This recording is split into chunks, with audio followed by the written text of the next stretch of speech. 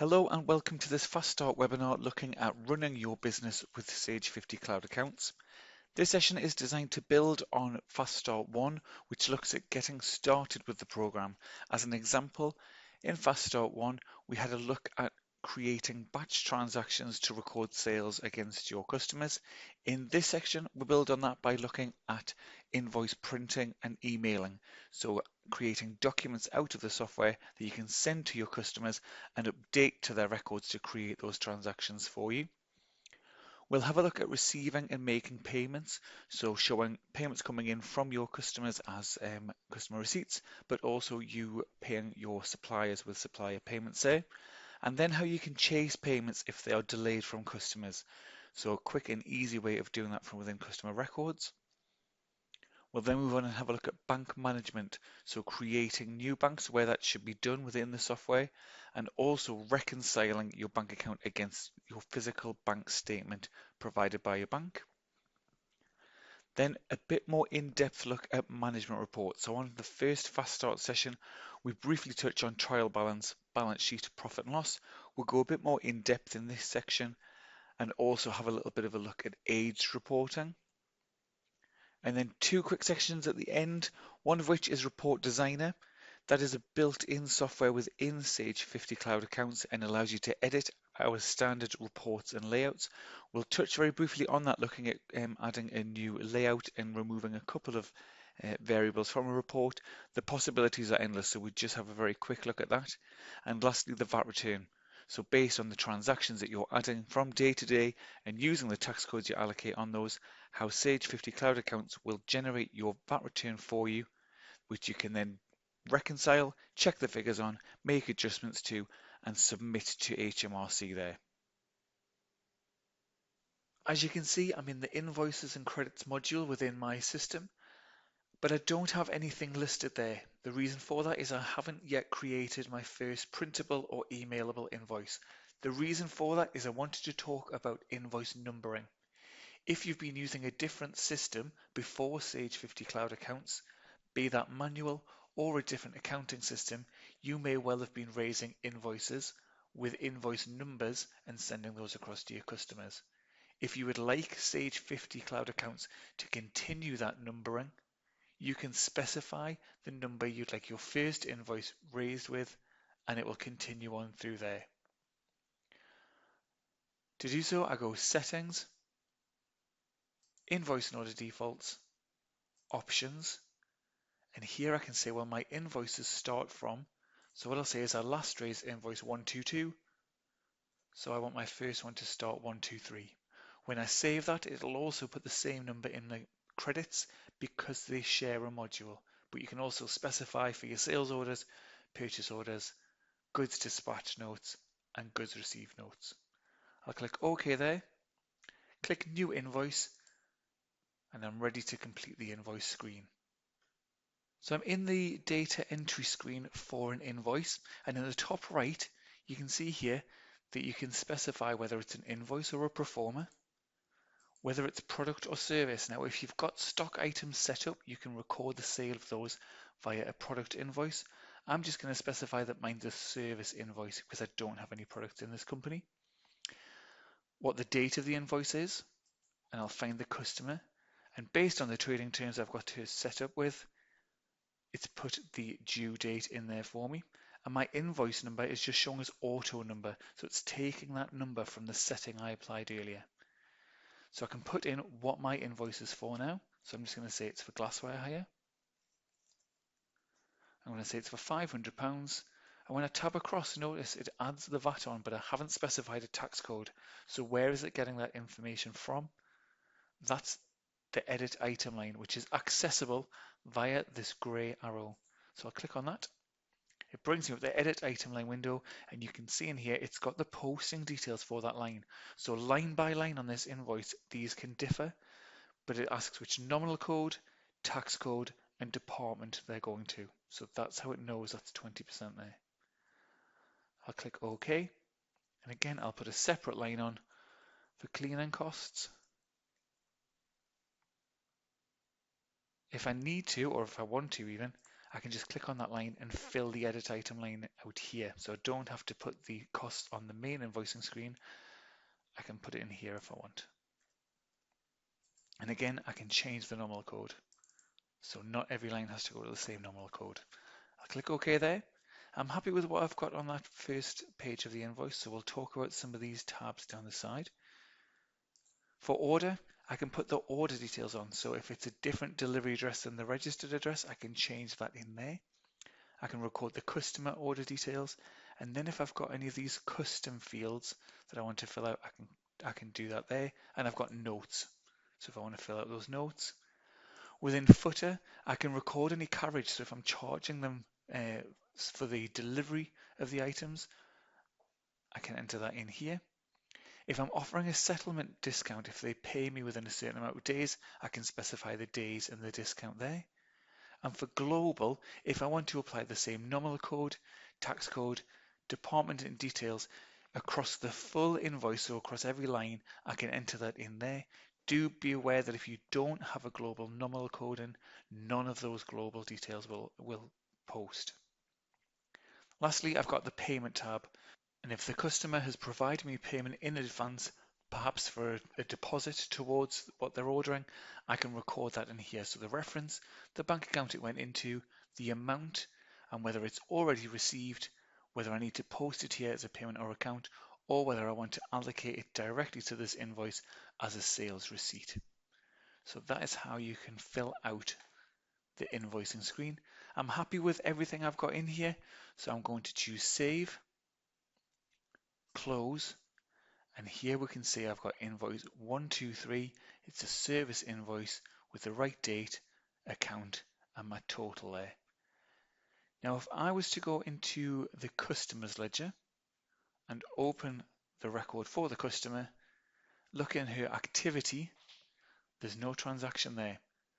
Raising that invoice has not updated anything onto the customer's account.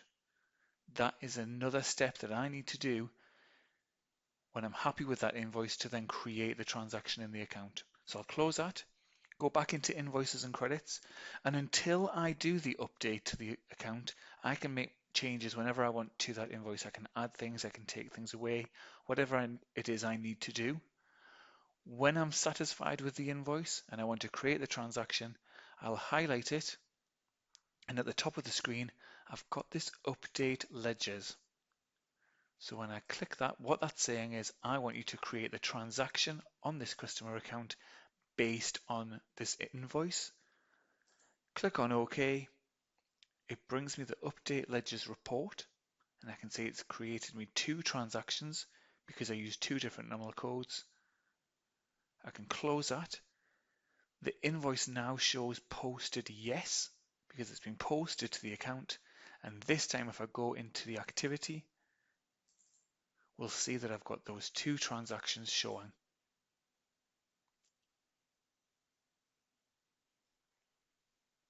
And that's the main difference between a batch invoice and a printable invoice. So a batch invoice, when you raise it from within the customers module, will create the transaction straight away. There's nothing else that you need to do. When you're using invoices and credits, you create the invoice, but then you have to make sure to create the transaction that you're updating the ledgers there. You can print the invoice from within this invoice and credits module using either quick print to print on a preset layout. So you would choose which of our layouts you want to run when you click quick print, and it will always generate that. Print will show you the long list of all of the different layouts, and you can choose each time which one that you want. We've got quite a few there to choose from. And you can also email. So based on the customer's account, if they've got an email address in and they're set to receive things via email, highlight, click on email, and it will generate that across for you. So you'll have a invoice in your outbox with the invoice attached, ready to send. A few other functions to talk about within here. You've got duplicate. So what you can do, rather than create the same invoice again from scratch, if someone orders the same thing, highlight the invoice you need and click duplicate, and it just means that it'll save you the time of recreating the same invoice because the system can do it for you there. Again, if you do a duplicate and you save, do be sure that if you've duplicated an updated invoice, the new one won't be updated until you highlight and do update ledgers. And what you can also do, if you've raised an invoice and then for some reason possibly the customer has complained, you need to credit the full invoice, simply highlight the original invoice, click credit invoice, and much like duplicate, it'll create the exact same invoice, but this time conversely as a credit note. So again, it's just saving you the time, saving you the energy of manually typing this out again. The system will do it for you, so just let it. So we've had a look at how to record invoices on your customers' accounts, and now we're going to move on to look at how to record that those customers have paid the invoices. So we used update ledgers to create the transaction for the customer, which we can view on the activity tab in their record. Got that transaction there. So we've got SI number 1 and SI number 2, remembering that that invoice was going to 2 different nominal codes. When we're ready to pay these off, we've got the option within the customers module of customer receipt, or alternatively, you can go into the bank accounts and you've got customer receipt at the top there. From this screen, I'm going to use the drop down and I'm going to select the customer, and it will come up with the outstanding balance that they owe me. So here I can see the amount is £840. And now I've got a few different options available to me when it comes to paying this invoice off. The first, I can click into the receipt column, and at the top of the customer receipt screen, I can click pay in full, alternatively press F3 on my keyboard, and what that will do is automatically put the full invoice value in the receipt column to show full payment from the customer. When I save that, it'll allocate that money together and generate me an SR sales receipt transaction. Alternatively, it might be that the customer has part paid me. So rather than say 840, what I can do is just overtype and say, this time they've sent me £500 part payment for that invoice. And again, if I was to save that, close it, have a look in the activity for this customer, they've then got this SR showing against SI number 1 and £500 there. I'll go into another one of my customers now to show you the other possibilities when it comes to customer receipts. So I'll select that customer. They've got a few different invoices outstanding for me. What they might have done is paid me, say, £3,000. What I can do, I can put that in this receipt details box here. So I can say that's £3,000. And I can use this automatic function. So I can click that, and what it will do is automatically spread that across the outstanding invoices until there's none left. So it's been able to fully pay SI number 3 and part pay SI number 4, and it's automatically distributed that £3,000 for me. So I'll click save there, close. When I go back into customer receipt, select the same customer, I've now only got the remaining amount of SI4 and all of SI5 there. What I can also choose to do is pay some off. So I might say that I'm paying £650 of this one off, but because they've paid me on time or perhaps under some kind of agreement, I'm going to give them a discount of 70. So I don't have to pay it in full. I can offer them a discount and I can enter that amount in there. When I choose save there, close out, when I have a look in this customer account, in the activity tab, we'll see an SR, but we'll also see another type of transaction, which is an SD for that sales discount there. The last option I've got when I go into customer receipt is to post some money on the account, but that's not against any invoice. So I can choose, what I'll do is I'll choose Claire this time. She's got her £340 outstanding, so what I'll say is she's paying that in full. So I'm going to just enter that amount there. But she's also sent me £500 for a future order. So I bring her account back up, and this time I can put £500 in this amount box, And when I choose to save that, there's not anything against any invoice, so it'll tell me there's an unallocated check balance of £500. Do you want to post this as a payment on account? So to register money on that account that isn't against any invoice, but is perhaps for future invoices that will be raised, I can just put yes. I'll go back into the customer activity.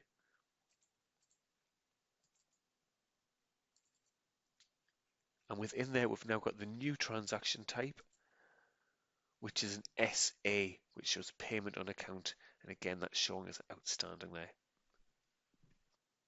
In suppliers, you have much the same functionality as you did within customers, this time accessible via the supplier payment option or bank accounts supplier payment.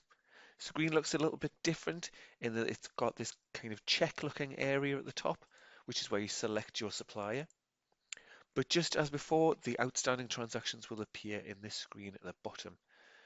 I've got the same function, so I can choose this time in the payment column, and I can choose pay in full, save that, and close. And in my supplier record, I can view their activity and I'll have a PP transaction. So that's a purchase payment, showing the amount allocated to that invoice. I'll click close, back into supplier payment, and recall the same supplier. And this time I'm going to show you automatic. So just as we had with the customer, we can say perhaps that they've paid £11,000, click automatic and it'll distribute that as much as it can. So it's paid the first invoice in full and then £200 off the next one. Save that and close. Again, that'll generate me that purchase payment. Bring up one last time. And again, I can say he's paying me this in full. So I've got £532 for this. What I'm going to do is I'm going to give him a discount of 120 for him clearing his account. Save that and close. And lastly, back within supply payment, even if I had outstanding invoices on there, which I don't now, I can still post this payment on account as I could with a customer. So I'll say that he's given me £2,000 towards a future invoice. Save that and it'll tell me it's an unallocated check balance. Do you want to post it as a payment on account? I'll click yes. We'll go into their activity again. And I've got that PA there for the payment on account, and I've got the PD for the earlier purchase discount. So they're the equivalent supplier transactions there. Other options to allow me to show money coming in or out my business are available via bank receipt and bank payment. So I'll post a bank payment first. In my example, I'm just spending some money at my local supermarket to buy tea, coffee and biscuits. Now I don't want to set them up as a supplier, but what I'll do is I'll just post some money directly to a nominal code to show the payment for that. So in this example, it's just for refreshments. I'm using my refreshments nominal code. Any details that I want can be put in there. And I'll say I spent £13 plus VAT. Save that, close it. And to show money coming in, as an example, if you get a customer who's perhaps a walk-in, buy something from you and you'll never see them again, you don't want to set them up as a customer record in case they clutter up your sales ledger. So what you do is you just post the money directly to a nominal code. So I'll say this is for my sales type A. They bought some white wine and they spent £35 plus VAT, and that posts that directly to 4,000, shows money coming into my bank account, but neither affect the sales or purchase ledger there. There's also a really handy feature in here for if you're posting the same kind of transactions every week or month, and that's recurring items. We've got that at the top of the screen, and in my example, I've got a magazine subscription. Now, I don't want to set that magazine up as a supplier, but I do want the system to post my subscription fee for me every month without me thinking that I'll need to do it manually. So I can go into Add. In here, my transaction type is showing as a bank, cash, or credit card payment, so that's fine. The bank it's coming from, I'll choose my current account, and then I'll choose 8201 for my subscriptions. I'm going to post it every 1 month. I've got weeks and days in there as well. Total required postings, I'm just going to leave that as 0 for now. And my start date, the first one's going to come out today. Notice the finish date shows perpetual. If I say there's no total required postings, it will keep raising it every month until I tell it not to. What I could do is say, well, it's a yearly subscription, so there's 12 total postings. When I tab across, it calculates my finish date for me. How much it's for, so I'm going to say it's for £3 plus VAT. So £3.60 for my magazine. Click OK and close. While I'm on the subject of recurring items, you can also set those up in invoices. So we've got recurring items in there. You can't add a new one from just within recurring items. What you would need to do is go into a new invoice, create it for whatever it is you want. I'll do a service invoice here. I'll just put some text in and an amount. And what I can choose to do is then memorize it. And what it says is if you want it to be automatically generated in Sage 50 accounts, fill this detail out. So again, I can say I want it every 1 month. Total required, I'll just put that as 4. So I'm going to raise this invoice 4 times. This is my start date. So again, when I tab out of there, it will automatically calculate the finish date based on the total required postings. And I need to put a reference in here. So I'll just put the reference invoice, save that, save and close. So I didn't have to save this invoice first of all. What I could do is just close it if I didn't want it to appear on my invoice list yet. Then there's a setting within your program to tell the program to alert you to these. And that's held within settings, company preferences, put my password in there, and the parameters tab. And within here, you've got no recurring entries at startup. Without that ticked, when you open your program, if there are any recurring entries due, it will tell you and ask if you want to process them. If you tick this box, the system's not going to alert you. You'll need to check for those manually. So really, if the system can check something for you, why not let it? I would recommend that you just leave this unticked, and any recurring entries you have that are due, it will alert you when you go into the system. As I'm sure we all agree, it can be very frustrating waiting for customers to pay their invoices. Even if you've got clearly agreed trading terms set up, if customers don't pay on time, it can have far-reaching effects on the cash flow, as well as taking time and focus away from other areas of your business. Sage 50 Cloud Accounts comes complete with various ways to identify which of your customers owe you what, and to help you chase the debt simply and effectively. The first thing to point out within the customers module is that I've got one of my customers who is showing in red here, and the reason for that is because they are above their agreed credit limit. So that's just one of the most simple ways that Sage 50 Cloud Accounts will keep you right when it comes to chasing your debts. Any of your customers who exceed the credit limit set within the credit control tab in their record will appear in red. Sage 50 Cloud Accounts comes with 2 default views for the customer's ledger. I'm currently sitting in standard view. You can see that on the top right of my screen, and it's showing me things such as the account name and reference, the balance, credit limit, contact name, telephone number, and whether they received documents via email or printing. I'll change it now to the Chase debt view. It's still got things such as the account reference and name, contact details are there as well, but now it's showing me how much of the customer balance is overdue. So I can see here for Alan Jones, he's got a balance of £1,800, but none of that has gone past his trading terms of paying me within, say, 30 days. For Max Cross and Claire Smith, they are both showing overdue balances on their account there. It's possible to age your debts using Sage 50 Cloud Accounts, and as you can see within my customer defaults, my aging periods range from 30 to 59 days, 60 to 89 days, 90 to 119 days, and then 120 days plus. Now it's possible to get those to show on this Chase debt screen. A lot of our screens, when it comes to the columns along the top, are configurable. Simply right click and you can add or take away whichever columns you want. So I'm not going to add my aged current, which is less than 30 days. I'm not bothered about those transactions. What I do want to see is anything that's over 30 days, anything that's over 60 days, anything that's over 90 days, and anything that's 120 days old or more. So as you can see, it's given me a breakdown for Claire Smith that she's got some invoices that fall in each of these 3 periods. What I'm also able to do is use the filter in the top of the screen to say, well, just show me anybody who's got something outstanding on their account, anybody who's overdue, so has passed those payment due dates, anyone who's promised me a payment, has got disputed invoices, and so on.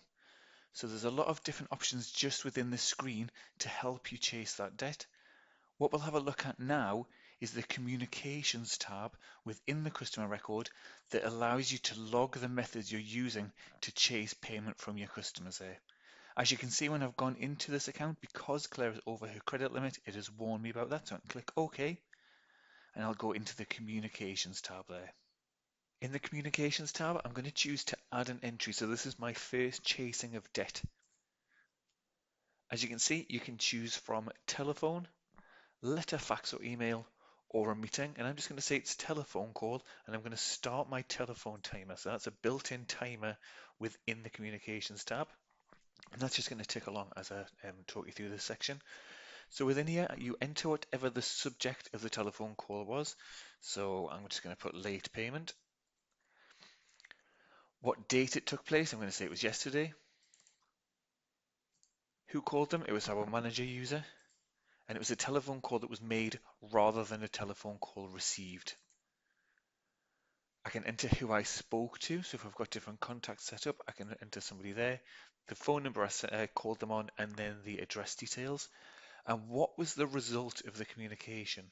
So I spoke to them, what happened from that? So either I didn't get in touch with them, I left a message, contact made. I've got all of these different areas there. What I can do is I can say, well, what I want to do is I want to now send a letter. I want to send a reminder, a warning, a legal or other letter. It might be that they've promised me a payment. So they might say, well, I'm sorry I'm late. What I'll do is I'll send you across either the whole amount, or they might say I'll send you part of it across. So I could say they've promised to pay me £200. They promised to pay me it on the 19th of September. I'm going to change their account status to closed. And their credit position, I'll just leave it as good. And I'm going to stop that telephone timer. And what it's activated is this invoice option here. So based on your default hourly call charge that you can enter into your company preferences within the settings menu, I can generate an invoice here. So I can put chase debt call for my details. It's got my posting information here, my hourly rate and how long the phone call was. I can see there that it's for 24 pence. Save that and it'll say, do you want to generate a service invoice? Now it's for a very small amount. It might be, if this was an hour-long call, debating something, arranging payment, and possibly providing my banking details, it could be for a lot more. So I'll put yes to that, and it's generated a service invoice for me in my invoicing and credits module. And to view that promised payment, I'm going to click close, close, open my diary, and I can see that it's sitting there for tomorrow, that promised payment for £200, and it gives me the details there. What I can also do is choose to run a letter. So back within the Communications tab, add another entry, and I can choose to send them a letter, fax or email. And I can send a reminder letter, warning letter, or legal letter. But the system needs to know which templates to use. So before I run this letter, I'm just going to click close. I don't want to save the changes to this. Close the record. And I need to configure which letter templates now. So I do that in settings, configuration.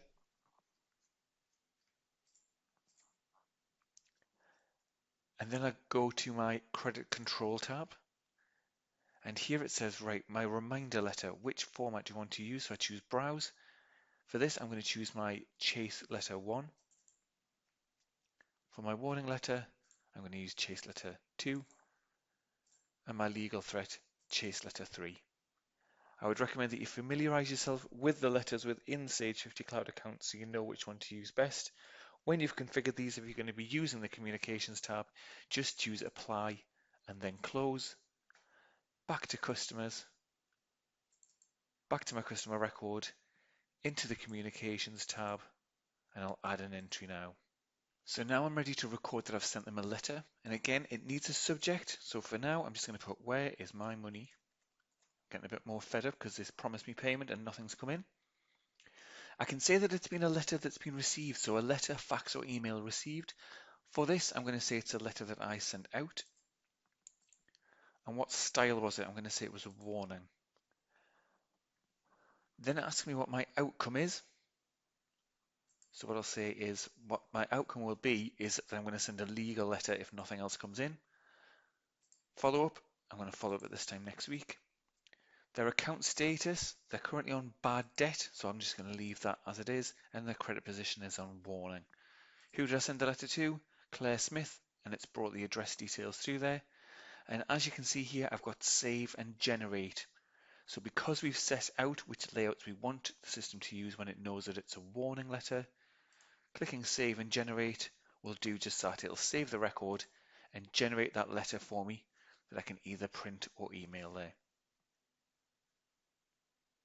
I'll close this now, and I'll close the customer record, saving those changes back into my diary, and I can see the follow-up for where is my money recorded on the 25th there. Back into customers, back into this customer record, and I'll record the last kind of communication, and that's going to be a meeting. So I've got my meeting here. The subject can be final measures maybe. Again, the date, who our contact was, the contact type, so we've got just meeting there, and what the location was there. So you can say your office, your customer's office, or other, and put the location in the notes. Might meet on neutral ground. I'll just say it was at our office. The outcome could be contact made, could be call them back, could be send more letters. More than likely it's going to be either payment promised or dispute there. So they're going to say, well, we'll pay you or we're going to dispute the invoices. So again, I'm just going to say that this time payment's been promised of £1,000 and that's due this Friday. What I'm going to do in good faith, I'm going to put them off bad debt and I'll just put them into closed again.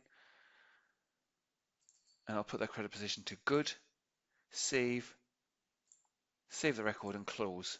Now I've got promised payments on that account, but it may be that before that promised payment date, they actually pay me anyway. So what I'll do is I'll just go into customer receipt and I'm just going to say they've paid me today. So open up their account and I say they're going to pay me this in full. So again, I can do F3 or click pay in full and this in full. So I'm going to save that and it's going to say they will exceed their credit limit. Do I want to change their account status? I've just done that, so I'll put no. And then it says, you have a promised payment of £1,000 for this account. Do you want to clear that? So it's just keeping you right there. So I'm just going to say, yep, I'm happy to clear the promised payment because they've paid me in advance. So I'll click yes to that. And that's that payment recorded there. Early in the training, we had a look how to record money coming into your bank from your customers and posting bank receipts and money going out via supplier payments and bank payments. But now I'm just going to focus in on the bank itself and look at the different type of accounts and also have a look at a bank reconciliation, which is used to make sure all of the relevant bank transactions from your physical bank statement are recorded in Sage 50 Cloud Accounts. So the system comes with default bank accounts already, but you can add to these if needed. To do so, always make sure that you're in the bank screen rather than the nominal code screen and click New. What I'll do is I'll just deselect my bank current account so it doesn't think I want to edit it. Go to New and it'll give me a blank bank record.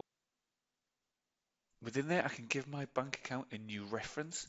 So for this one, I'm going to put 1202 and a new nominal name.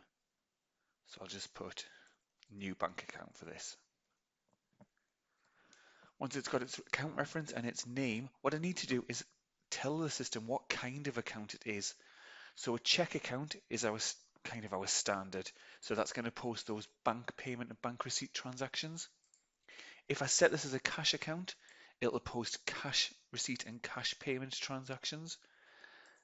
And if I post it as a credit card account, it will post Visa payment and Visa receipt transactions.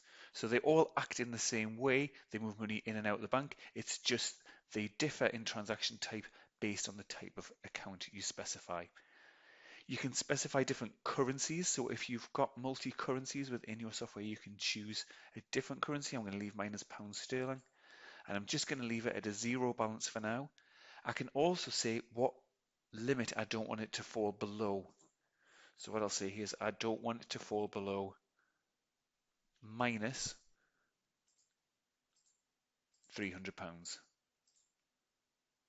And here I can indicate if it's not for bank reconciliation. You can set things up like petty cash as a bank account. You can set dummy bank accounts up. And if that's the case, you won't want to reconcile them. So tick this box. If it's an account that you're going to want to check against a physical bank statement, leave this blank and you can reconcile that as needed. On the bank details tab, you can put in, as you would imagine, the actual details of the bank account, such as your account number, sort code, and so on, as well as your address. Within settings, if you have any bank charges, you need to specify what nominal code you want those to go to there, and also which bank account you want to pay those with, department and tax code. And as we've seen in other records, you've got a memo tab, so you can upload attachments there should you wish. I'm happy with everything I've got. I'm going to click Save, Close, and my new bank account is showing in my bank records. Before I post any transactions out of this bank account, if I realize I've made a mistake and the account should have been marked as, for instance, a check account rather than a credit card account, I can come in, change that account type, click Save and Close. Once the transaction is posted out of that bank account, that account type is locked. So do make sure that you check that before you process any transactions. After you've been processing transactions from the bank, such as bank receipts and payments, customer receipts, supplier payments, and so on, your actual bank account will send you your bank statement via email or a paper copy, and you can use a function within the software to check your physical bank statement against the transactions in your Sage software. You can do that by highlighting the correct account and choosing Reconcile at the top, and it'll give you your statement summary. Your statement reference will generate automatically as the bank reference, the date in reverse, and then the number of the bank reconciliation. This is my first, so it's shown 01. It might be that your bank statement has an actual reference on it, so you can add that in if you want. It's then going to ask you what the ending balance is. So what is the balance you want to reconcile to? The last balance on your bank statement. So I'm just going to put mine in here now. The date of the statement, and also because you're not going to be aware of any interest that's been earned or any account charges, you can enter these on that screen and it'll put those entries into your bank account. I'm just going to click OK, and what it gives me is a list of transactions from my bank, which I can then compare to my physical bank statement. So I'm going to say, yep, I can see this direct debit, and then continue to match the transactions I can see on my statement, either by double clicking, as I'm doing here, or by highlighting and clicking match. Any matched transactions will move to the bottom of the screen. And as I go through, what I can do is I can have a look at this matched balance versus my statement balance. That gives me my difference, and I can see that I've matched to my statement balance. So it might be that I've got every transaction now that's on my bank statement is in Sage and I'm at a zero balance. What it may be is if you can't match everything, it might be that you've got something on your physical bank statement that hasn't been posted in Sage yet. You can make adjustments at the top. There's no need to abandon the reconciliation. You can add transactions from within this screen that are on your bank statement but are missing from Sage 50 accounts. So you can post adjustments within there. I'm at a zero balance, but what I might want to do is not reconcile yet. I can choose to close and it'll say, do you want to save your changes? If I choose save, what it'll do, if I open up a reconciliation again, it'll say you've got a saved statement. Do you want to go from there or start again? And you can choose either. I'm just going to cancel there, and this time I'm going to choose to reconcile. So what that will do is mark all of those transactions as bank reconciled, so they won't come up on another bank reconciliation because they're not applicable. They've been on a previous statement. If I go into my bank current account now, double click,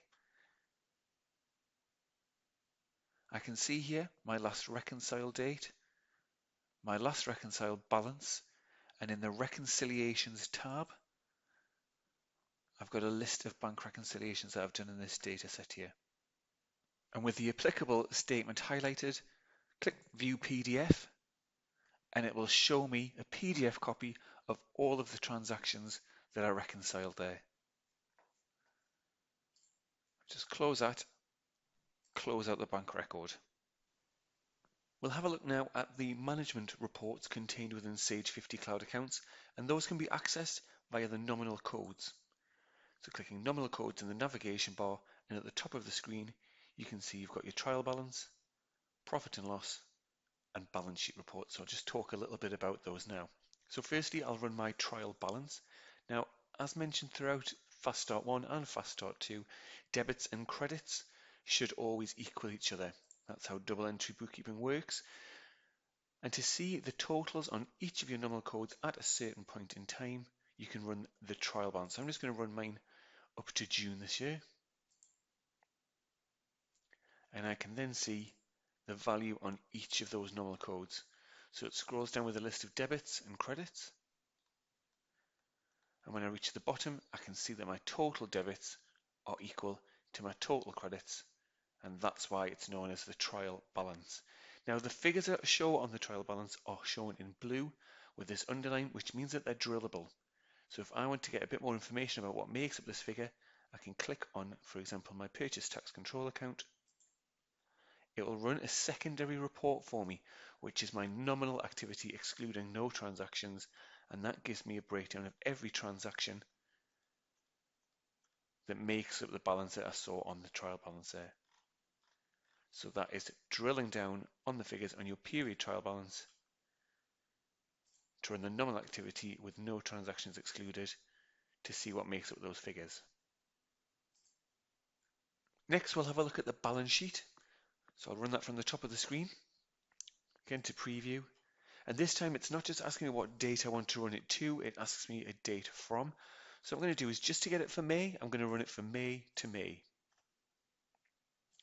For my default layout of accounts, and I click OK, and it brings me those figures. So what it's doing is it's looking at my assets and my liabilities to give me the figure for my total assets less my total liabilities, which you can see here. Then it looks at my capital and reserves, adds that together and gives me that figure there. And notice they're the same. So that's the balance element of the balance sheet there. I've also got it in period and year to date. So it's showing me just for May and then for my year up to May in this column. And the figures again are drillable. So if I want to investigate a little bit more as to what make up those figures, if I click on my debtors category, click on that, it gives me first of all a category breakdown report. If there was more than one code within that range, it would give me a total for each code. On this, I've just got the one, and when I click on that, it then gives me that nominal activity. So it'll show me the transactions that make up that balance. So again, they're drillable reports shown by that blue underline. So that's the balance sheet report. Lastly, we've got the profit and loss. So I run this report to see for a period whether I'm making a profit or a loss based on the transactions I've raised. I'll run that to preview again. Again, it's going to ask you what period you want it from and to. So for this, I'm just going to say I'm going to run it for March. Again, for my default layout of accounts, click on OK, and it brings me up my profit and loss report. So again, I've got my period column and I've got my year to date. The figures are drillable because it's indicated in that blue text with the underline. And at the bottom, it's giving me my net profit or loss figure for the period and also for my year up to that period, so my year to date. If it had become a loss, notice here it's showing the word loss in brackets. If I was making a loss, the total would show there in brackets, just to make that clear. And to drill down to get some more information, click on the figure. It's brought up that category breakdown report again, and now I can see I've got more than one code on there. So it's showing me the codes that make up the total for my category, and then again drill down into the code to get that nominal period activity. So that's the profit and loss report. So we've got trial balance, profit and loss, and balance sheet reports, all located within your nominal code section.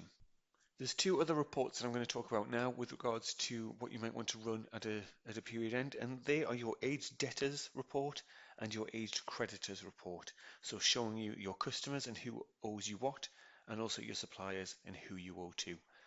So to run those, firstly, I go into customers, reports, and then aged debtors. And as you can see, it gives me a lot of different options. So you may have a little bit of trial and error till you find the one that's right for you. What I'm going to do is just run aged debtors analysis detailed because I know that's going to give me the most information. Highlight that, run it to preview, and it'll ask how you want to run it. So what date you want it up to. So I'll say I want mine up to January this year. Whether you want to include future transactions, and also whether you want to exclude later payments. If you click using exclude later payments, what it'll do is it will show you what was owed at a certain point of time, even if it's been paid off since. So usually it's run with exclude later payments selected. Click OK, and as you can see, it gives me per customer a breakdown, invoice by invoice, of what they owe me and how long they've owed me for. So there's nothing for this account in current, period 1, period 2, or period 3, they've owed me everything for 120 days or more. So that's the aged debtors analysis report. And you've got a very similar report for your suppliers, so the people that you owe money to. Back into my reports within suppliers now. Aged creditors, again, it's a very long list of reports. I'll highlight detailed, run this to preview. I want it for every supplier, and again, I want it to January.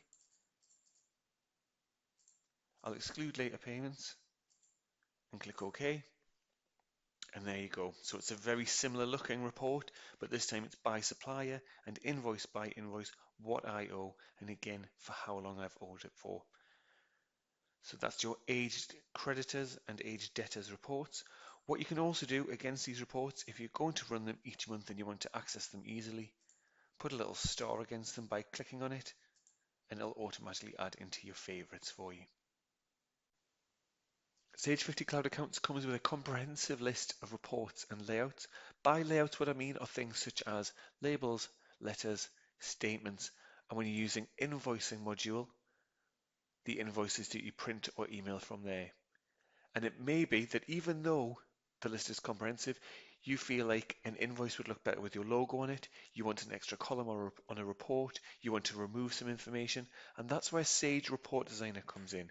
So it's a built-in system that allows you to tailor the reports and layouts to your liking. Now the possibilities really are endless, so what I'm going to do on this session is just show you how to add a company logo onto an invoice. To start, what I'm going to do is just highlight any invoice and then go up to print, into the layout, and there I've got all of the different invoice layouts. So I'm just going to edit this one at the top, this 11-inch invoice credit unit price with discount. I'm going to preview it first just to see what it does look like. So that's the current invoice. So it's saying invoice at the top, it's got page 1, it's got my date, it's got the invoice number and so on, and then the details, address, and totals at the bottom. So it might be that I know I'm never going to raise an invoice that's more than one page long. So I might not want page numbers on there. I might not want things like the invoice number. What I can do is I can take those off. I can also add things on if I want. So I'm just going to close this, keeping this highlighted. I'm then going to click on Edit, which will open up the Sage Report Designer.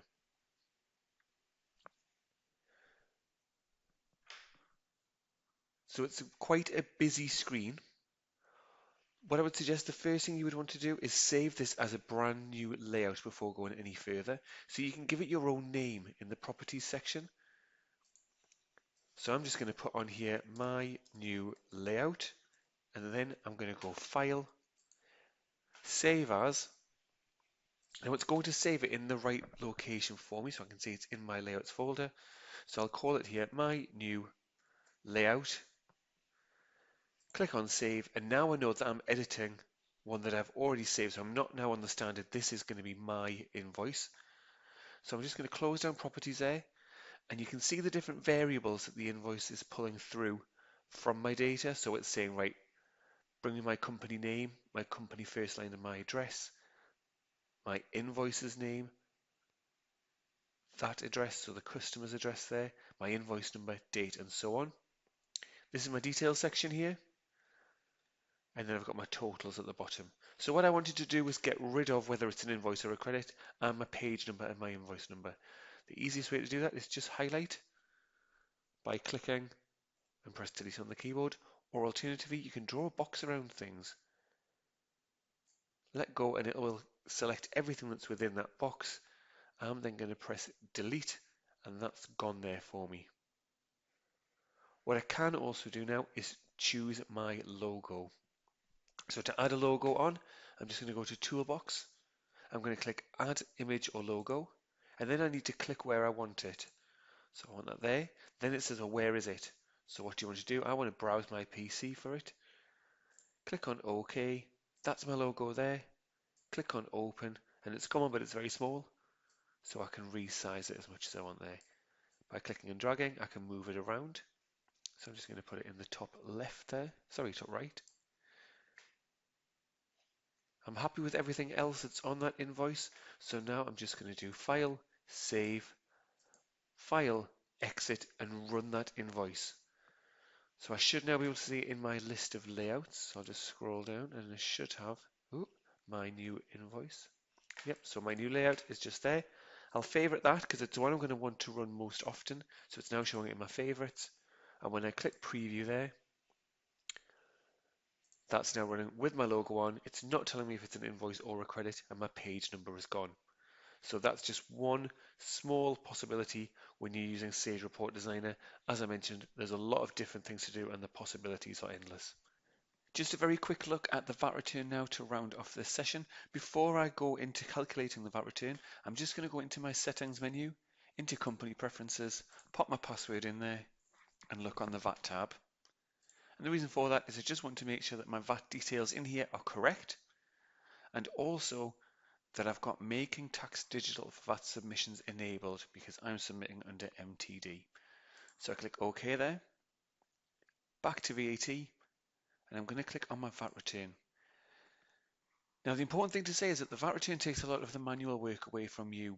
Based on the transactions that you've already been raising and the tax codes that you've applied to those, the system will work out what VAT is owed back to you and what VAT is owed across to HMRC and give you the net amount there. So the first thing it asks you to do is to take a backup, and I would recommend, because a VAT reconciliation is non-reversible, that you do make sure you've got a backup. You can then specify the date range. So I'm just running mine for August 2019. And here we've got VAT verification. So I'm just going to have a look at the settings there and talk a little bit about that. What this is asking your system to do is just check the transactions that it's looking at to see if there's any possible issues with them. So as an example, you can ask it to look for any possible duplicates, any invoices or credits dated within your date range that you haven't updated to the ledgers. There's a few different settings in there, all of which are just trying to make sure that your system is keeping you right. So I do recommend that you run those there. Click OK. I'm happy with my date range. I've got the right settings in there. I choose Calculate VAT Return. And what it's done here is it said 15 transactions are being found for this return. One of these transactions is unreconciled and dated before my date range. So it's likely that this is just a late entry. So I've reconciled my last period, then posted back into it. There's one transaction, so I'm just going to choose to include that. And there it's calculated my VAT return for me. So I can see in each of the boxes, it's put the right figures in there for me. It's also saying that it's found 20 potential queries with my VAT return. So I can view those results. So it's saying you've got 8 invoices or credits which have not been updated, 8 purchase orders which have been delivered but not invoiced. So it's just saying it might be that this is correct, but it's saying these are the things I think you need to check out, and it means that you can do so, and if needed, correct them and rerun the VAT return there. I'm happy with all of those. What I'm also able to do is make adjustments here. So if I need to make any adjustments based on advice from my accountant, I can say I want to make an adjustment, and any of these buttons against these figures, these pencil indicators, mean click there, put your reason in, and you can put your adjustments. You can also print your reports from within here, so you can print the VAT return itself. You've also got a summary report a detailed report, and any earlier unreconciled transactions report, so you can run as many of those as you want. And then you've got your reconciliation reports. So opening this will bring you through to reports that you can run to check those figures on the VAT return there in case there's any queries. I'm happy with everything. I'm happy with these figures. What I can do, if I want to just check them, for my box one, my VAT due in this period on sales, click on that. It gives me a breakdown of the invoices, credits, and journals that make that figure up.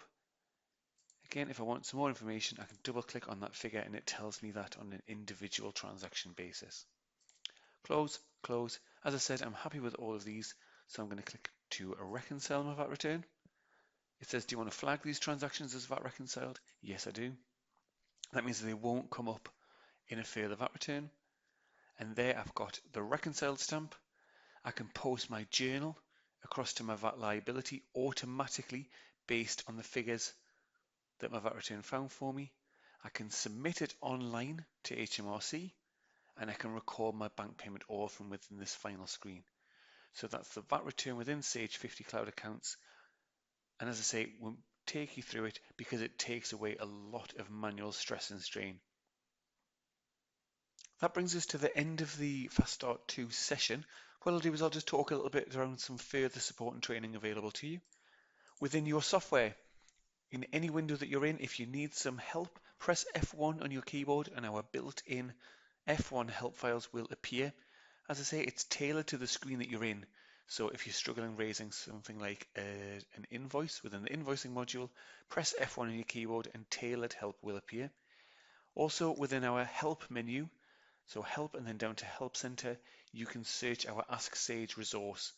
So as an example, type in opening balances, press search, and it'll bring you up all of our articles that help with entering your opening balances.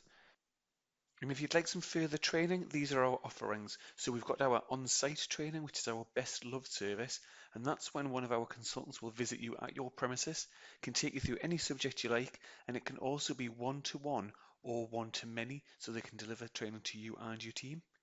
We've also got our remote one-to-one consultancy, which is 1 to 2 hours with one of our Sage experts. They'll call you on the phone. They'll also connect to your machine so they can show you how to do certain processes in your own data. So it's tailored to you and it's in your own data. And then we've got our online Sage e-learning, which is interactive digital training available through your PC. It's available for 18 months from purchase, so you can revisit it if you need it. And you can learn at your own pace, so there's no rush to go through it. You can just do it bit by bit if you like. It's got things like step-by-step guides, FAQs, hands-on interactive training. And as you can see there at the bottom of the Sage e-learning section, if you use the code FASTSTART10 because you've been on this session, you'll get a 10% discount on there. We've got a couple of customer quotes there at the bottom, and then the telephone number for our training admin team. So if you'd like to book any further training, give them a call. They'll be very happy to help. That's brought us to the end of the session, so thank you very much for your time and best of luck using Sage 50 Cloud Accounts.